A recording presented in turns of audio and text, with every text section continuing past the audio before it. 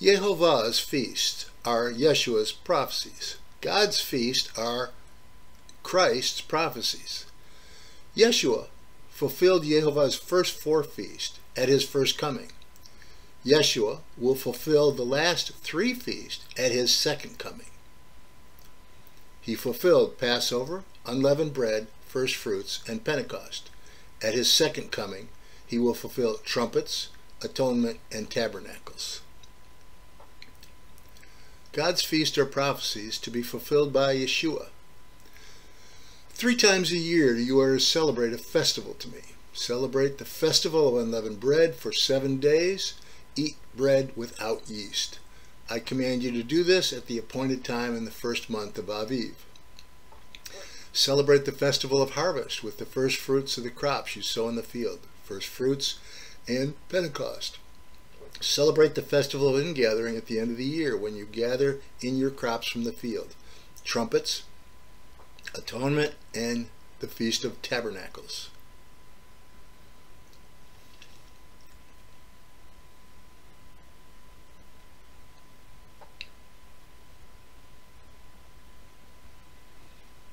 God's feasts are prophecies. Christ said, "Do not think I have come to abolish the law or the prophets.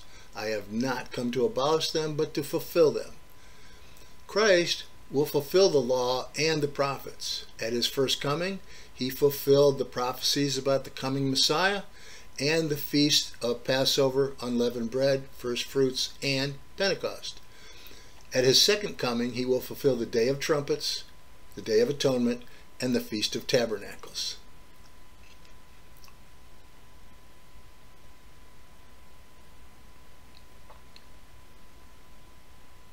Pentecost has been fulfilled by Yeshua.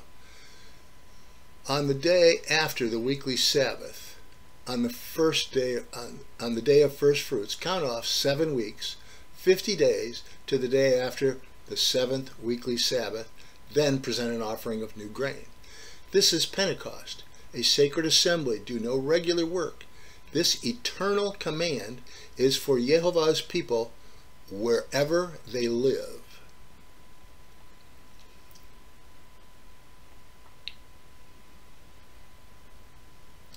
When the day of Pentecost came, they were all together in one place. All of them were filled with the Holy Spirit and began to speak in other tongues, as the Spirit enabled them. Pentecost is a fulfilled prophecy. It was fulfilled by the Messiah in 32 AD, after the Passover and unleavened bread.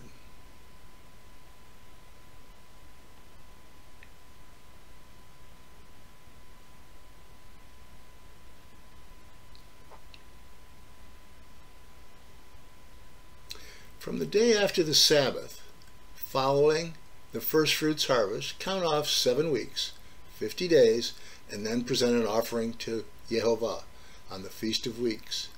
The Messiah has been raised from the dead, the first fruits of those who have died, but each in his own turn. The Messiah, the first fruits, then at his second coming, the resurrection of those who belong to him.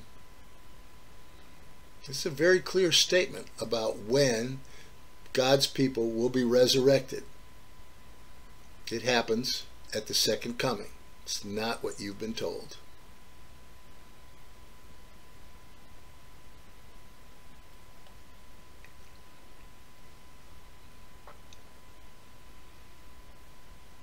God's Day of First Fruits is always celebrated on the first day of the week, which is Sunday, following the annual feast of unleavened bread. Here is how it was written in Acts. After unleavened bread, on the first day of the week, first fruits, we came together to break bread. Paul spoke, and because he intended to leave the next day, he talked until midnight. God's law states that first fruits is celebrated after the weekly Sabbath, on the first day of the week. But people don't understand God's feasts, so they don't understand what he's saying a lot of times. Well, this year it's May 2021. On May 23rd, Sunday, will be Shavuot or Pentecost, God's 4th annual feast, which has been fulfilled. Yehovah, God, gives the Holy Spirit to those who ask. Yeshua will baptize you with the Holy Spirit. They prayed and were filled with the Holy Spirit. It's God who gives you the Holy Spirit. This is how Pentecost was fulfilled.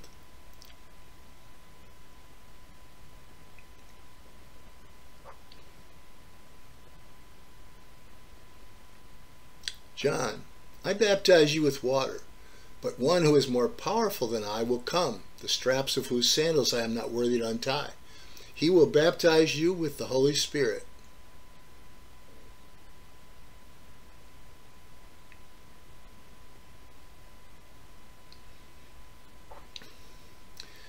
After the days of unleavened bread, where we stayed for 7 days, then in 5 days we came to them at Troas on the first day of the week, first fruits. When we were gathered together to break bread, Paul talked with them, intending to depart on the next day, and he prolonged his speech until midnight. If Christians had understood the feast, they would realize that this is not about Rome's Sunday worship, but it's about an annual feast of first fruits that he's talking about.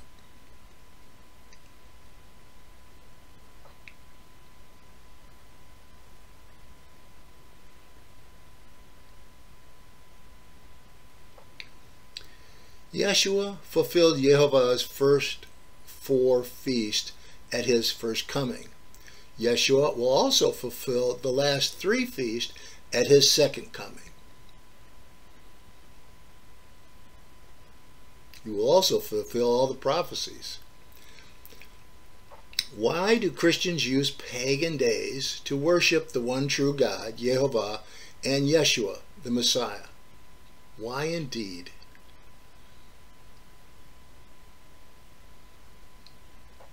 It's time to choose. Christian ways or Yehovah's ways. Sunday worship or the 7th-day Sabbath. And God's feast. All God's feasts are prophecies. It's time to choose. You must not worship Yehovah, your God, in their way, because in worshiping their gods, they do all kinds of detestable things that Yehovah hates. See that you do all I command you. Do not add to it or take away from it. This seems clear. Why not do what God says? Why?